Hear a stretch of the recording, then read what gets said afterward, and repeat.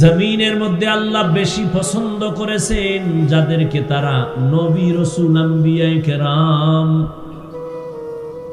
সারা দুনিয়ার মুমিন মুসলমানের ভেতরে ওই নবী এবং রাসূলদের পরীক্ষা মুসিবত সীমাহীন বেশি। আবার আল্লাহর কাছে আরো বেশি প্রিয় রাহমাতুল লিল। কেমন আল্লাহর কাছে রহমতের নবী প্রিয়? আল্লাহ বলেন, ও দুনিয়ার মানুষ, আমি মূসা নবীরেও নবী বানাইছি, আমি তিনিও আমার বন্ধু, ইব্রাহিম আমার বন্ধু, ইসমাইল আমার বন্ধু, দাউদ আলাইহিস সালাম আমার বন্ধু, ঈসা আলাইহিস সালাম আমার বন্ধু, ইউসুফ নবী আমার বন্ধু, সুলাইমান আমার বন্ধু, সব নবী আমার বন্ধু, মুহাম্মদ আমার বন্ধু।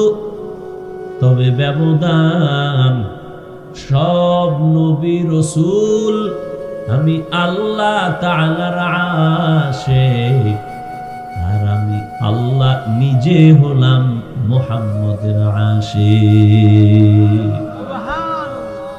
ইমামুল আউয়ালিন আল আখিরিন, বাহরে সাদকা রাহমাতাল লিল আলামিন, সাইয়্যিদুল কাউনাইন খাতমুল মুরসালিন, আখির আমদ বুদ ফখরুল আউয়ালিন। বয়ান বক্তার এলেমের কারণে হয় না, আমলের বাহাদুরিতে হয় না, শ্রোতাদের মোহাব্বত আর আকর্ষণের উপরে বয়ান আল্লাহ বের করে দেন। এটা এমন একটা জায়গা, এমন এক প্যান্ডেল, যেখানে আসতেও কপাল লাগে, বসতেও কপাল লাগে। এখানে যে কেউ চাইলে আসতে পারবে না, কেউ চাইলেই বসতে পারবে না, কেউ চাইলেই বসার পরে দোয়া করে যেতে পারবে না। হেদায়েতের মালিক আমার আল্লাহ, রহমতের নবী, যার চেহারা মোবারক এক নজর দিলে জাহান্নামের আগুন হারাম। কেমন মায়ার নবী আমার,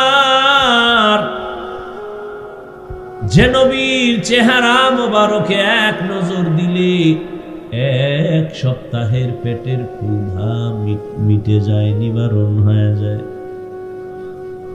কিন্তু কেমন কপাল, ওই রহমতের নবীকে কাছে থেকে তাকায়া তাকায়া দেখলো 13 বছর। রহমতের নবীর শ্রুতি মধুর কণ্ঠে বয়ান শুনলো কানে লাগায়া 13 বছর। কিন্তু কপাল বড় খারাপ, কালেমা জবানে পড়ে নাই। এমন পোড়া কপাল্লার নাম জানেননি? হ্যাঁ, এর নাম কপাল। 13টা বছর নবীজিকে দেখলো, 13 বছর নবীর বয়ান শুনলো, কালেমা কপালে আসে নাই। অন্যদিকে 27 বছরের একটা যুবক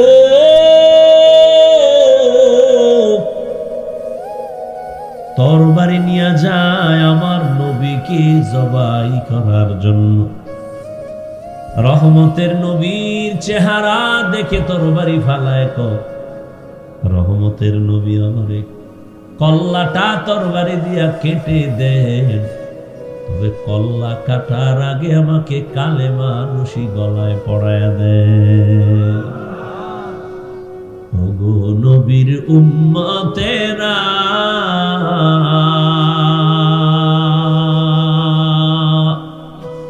হয়ে আজি দিশাহারা, কুরআন হাদিসের চলো যখন যাহা চায় মনে, নবী বিনে কে তারাবে পুলসিরাত মিজানে, নবী বিনে কে তারাবে পুলসিরাত মিজানে। চলো চলো চলো মুমিন চলো নবীর সন্ধানে। নবী বিনে কে তারাবে পুলসিরাত মিজানে। নবী বিনে কে তারাবে পুলসিরাত মিজানে। খারাপ লাগেও উম্মতের কান্ডারি নবী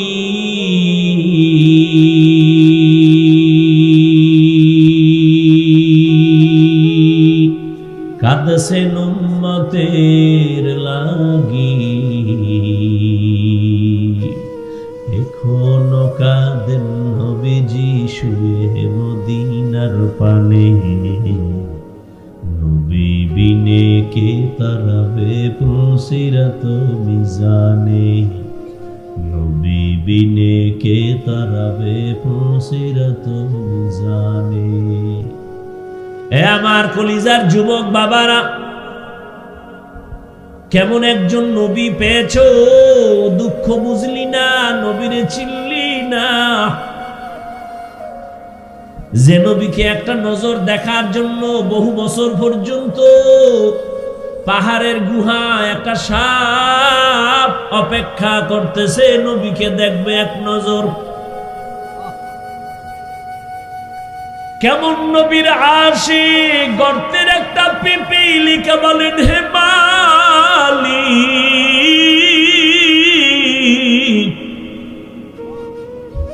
এক নজর আমাকে তোমার কাবা দেখাও, রহমতের নবীর রওজা একটু দেখাও। আমার রব ডেকে বলে, এরে মক্কার কবুতর, অমুক এলাকায় যাও, গর্তের পিপিলিকা পায়ের সাথে বাজাইয়া মক্কা মদিনা দেখায় জাগায় দিয়ে আসো। রহমতের নবী খেজুর গাছের সাথে টেক লাগায়া খুতবা দেন, মরা খেজুর গাছ। সাহাবায়ে কেরাম বলেন, নতুন একটা মিম্বর বানায় খুতবা পড়েন, এটাকে বাদ দেন। রহমতের নবী যখন মনস্থ করলেন এটা বাদ দিবেন, মানুষ যেমন কান্না করলে আওয়াজ হয়, মরা খেজুর গাছ তেমন কান্না শুরু করেছে। সাহাবায়ে কেরাম বলেন, ইয়া রাসূলুল্লাহ, মরা খেজুর গাছ মানুষের মতো কান্না করে, আওয়াজ শুনি। নবী বলে, চলো, নবীও দেখে কান্নার আওয়াজ। রহমতের নবী বলেন, ও মরা খেজুর গাছ, কি চাও? আমি কি দোয়া করব তাজা হয়ে যাবি, খেজুর হবে, মানুষ খাইয়া শুকর আদায় করবে? কয় না। তো কান্না কেন করো বলো? খেজুর গাছ বলে, ইয়া রাসূলুল্লাহ, আপনার বিরহের বেদনায় কান্না করি। এতদিন আপনার শরীরের ছোঁয়া পাইছি, হঠাৎ শুনতেছি নাকি আপনি আমাকে বাদ দিয়ে দিবেন। আপনার বরকতের ছোঁয়া না পাইলে আমার কান্নার আওয়াজ। ও খেজুর গাছ, সর্বশেষ তুমি কি চাও?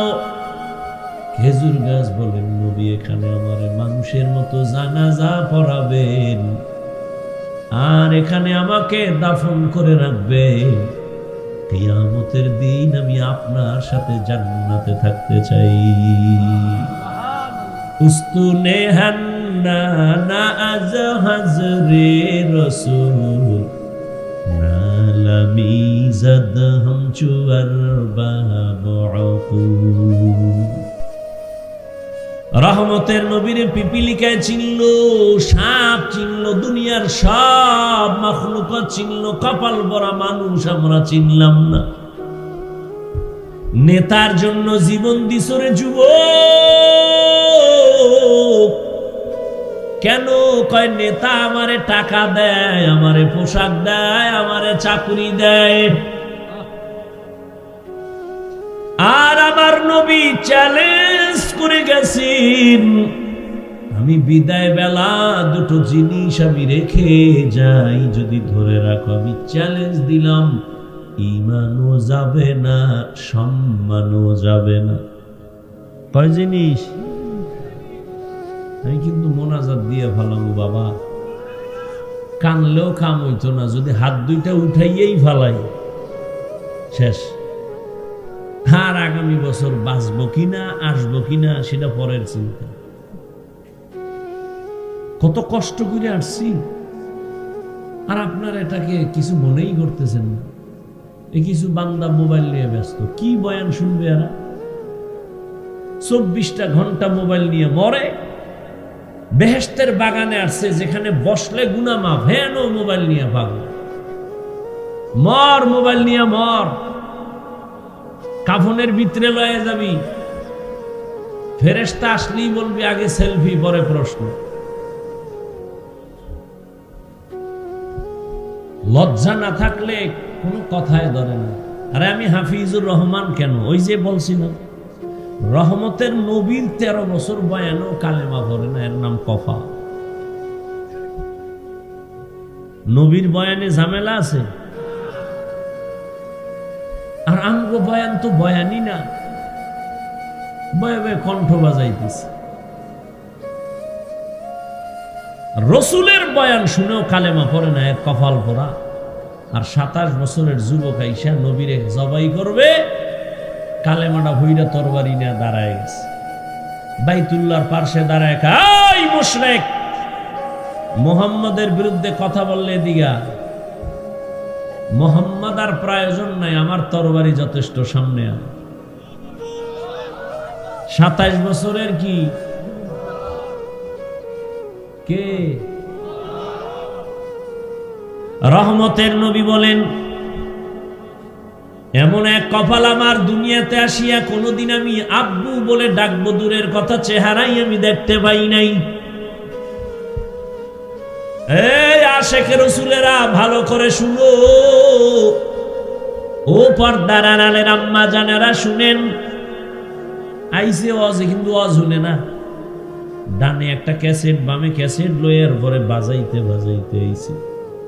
আর আম্মা জানেরা 2-3 জন এক জায়গায় বসলে কি পরিমাণ যে ওখানে ক্যাসেট চলে, আর ভাষা নাই বলার।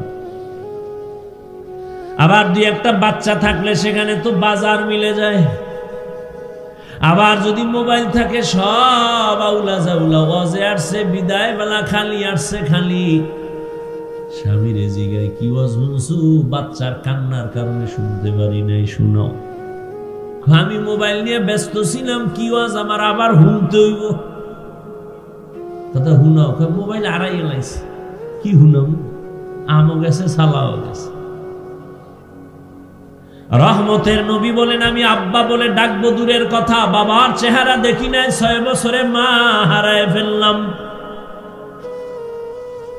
চতুর্দিকে আমার দুশমন আমাকে হত্যা করার জন্য আমাকে বারবার আক্রমণ করে, আমার পথে কাটা দেয়।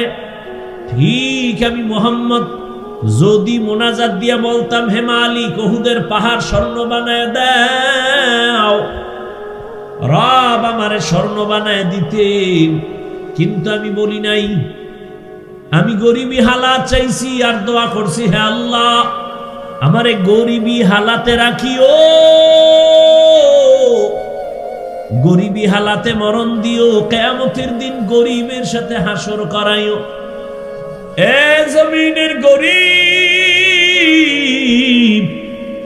বড় লোকের বাড়ি গাড়ি দেখা পাগল হইয়া আফসোস করিস না।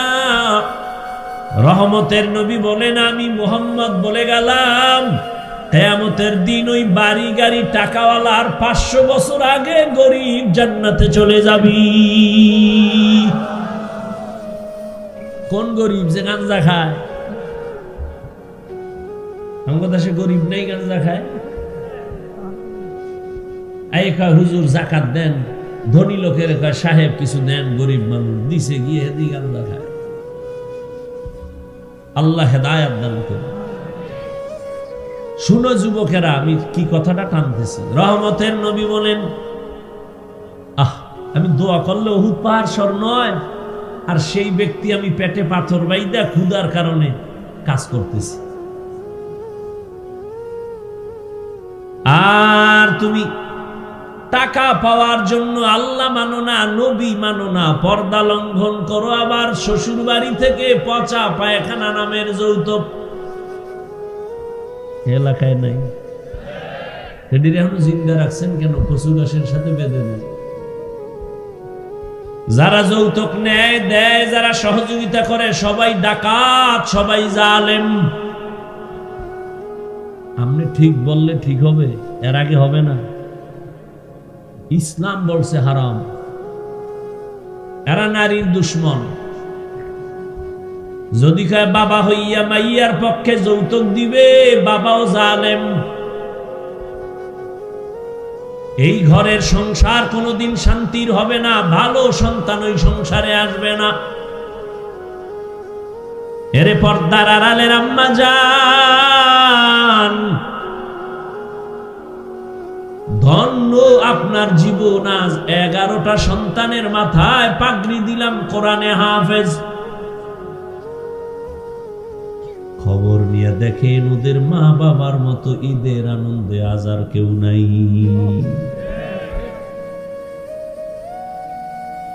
রহমতের নবী বলেন, আমার এত দয়া আমাকে আল্লাহ করেছেন, আমি পাথর হাতে নিলে স্বর্ণ হয়ে যায়, কিন্তু আমি গরিবী হালাতে কত কষ্ট করছি। এই উম্মত জানোনি, আমারে আমার বংশের দুশ্মনেরা 3 বছর পর্যন্ত শিয়াবে আবু তালিবের মধ্যে গৃহবন্দী করে পানিও দেয় না, খানাও দেয় না। আমি মুহাম্মদ গাছের পাতা সিরা সিরা চাবাইয়া চাবাইয়া পেটের ক্ষুধা নিবারণ করেছি। এইবার বুঝো কেমন নবী আমার। রহমতের নবী বলেন, এই বিপদকালে আমার আব্বা নাই যে আমি টেলিফোন করব, আব্বু আসো আমার উপরে বিপদ। আম্মুরে বলবো আম্মু দোয়া করিও, বিপদ। আমার আব্বু নাই, আমার আম্মু নাই, আমার সবাই দুশ্মন। ঠিক ওই সময় আমার সহযোগিতা যারা করেছে অধিকাংশ যুবক। যুবকেরা আমার উপকার করেছে, অধিকাংশ বুড়ারা আমার বিরোধিতা করেছে। ওই যে যুবক একটু আগে বলছি, কয় বছর? 11 বছরের আর এক সন্তান গিয়া নবীর হাতে হাতটা লাগায় কয়, আমি কালেমার জন্য রেডি হয়ে গেলাম।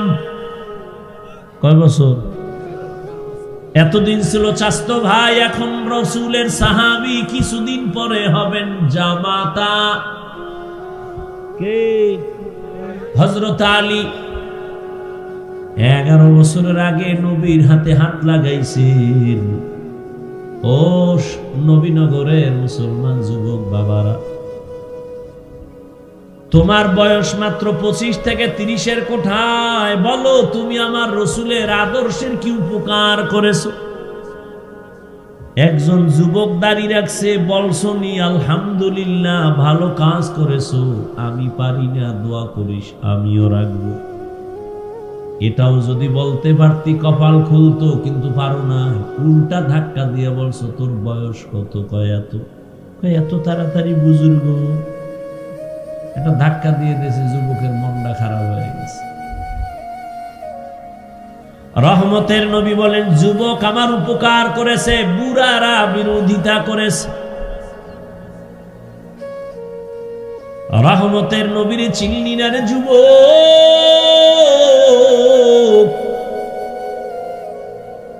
অন্তরে ভয় ঢুকছে যে হুজুরদের কথা সত্য, কিন্তু মানতে গেলে আমগো হাত পা বাধা হয়ে যাবে। না, কেন ভয়? ইসলাম তো ভয় কাটার ঘরের নাম, ভয় লাগার ঘর না। তুমি স্কুলে পড়ো, কলেজে পড়ো, চাকরি করো, ব্যবসা করো, কোনো ভয় নাই। ওখানে থাইকাই জান্নাতে যাও। আমি কিন্তু একবারও বলি নাই, বলবো না, এই যুবকেরা টুপি লাগা, পাগড়ি লাগা, হাতে তসবিহ নাও, হুজুর হও, স্কুলে তালা মারো। না না না, বরং আমি বলবো স্কুলে পড়ো আলহামদুলিল্লাহ, কলেজে পড়ো আলহামদুলিল্লাহ, ডাক্তার হও, ইঞ্জিনিয়ার হও, প্রফেসর হও, চাকরি করো, ব্যবসা করো।